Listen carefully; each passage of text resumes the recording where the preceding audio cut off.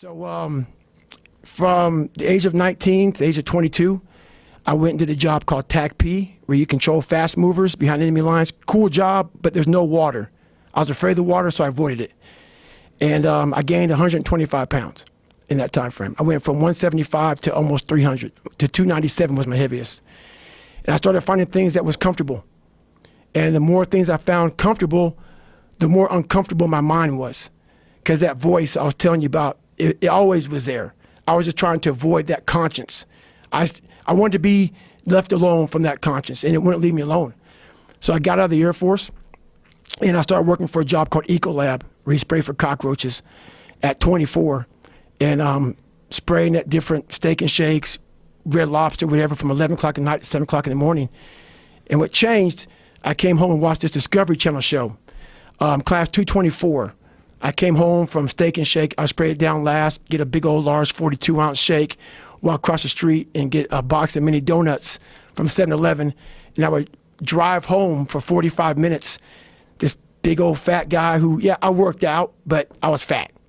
I didn't run, didn't PT, I just hit the gym.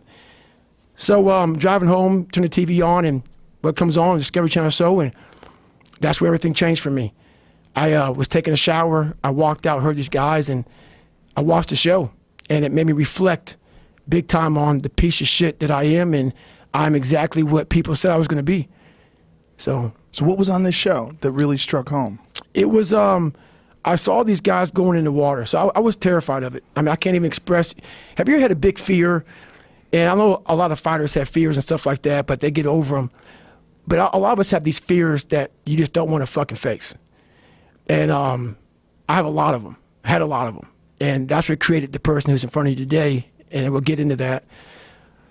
But just a scared bitch is what I was.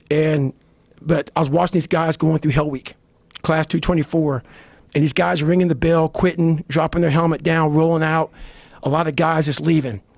And it made me reflect on my fears, my insecurities. And I saw real men, what I thought were real men who were staying, who were overcoming adversity, who were overcoming all these different things that I had blamed so many fucking people in my life, my dad, my mom for not being there. When I was 14 years old, my mom was gonna get remarried to this great guy. He got murdered. And then I moved back to that small town in Brazil, and everybody was to blame. My learning disability, my skin color, you know, me being everything. And so I sat there for a while, and I was like, man, I got it. No one's gonna fucking come to help me.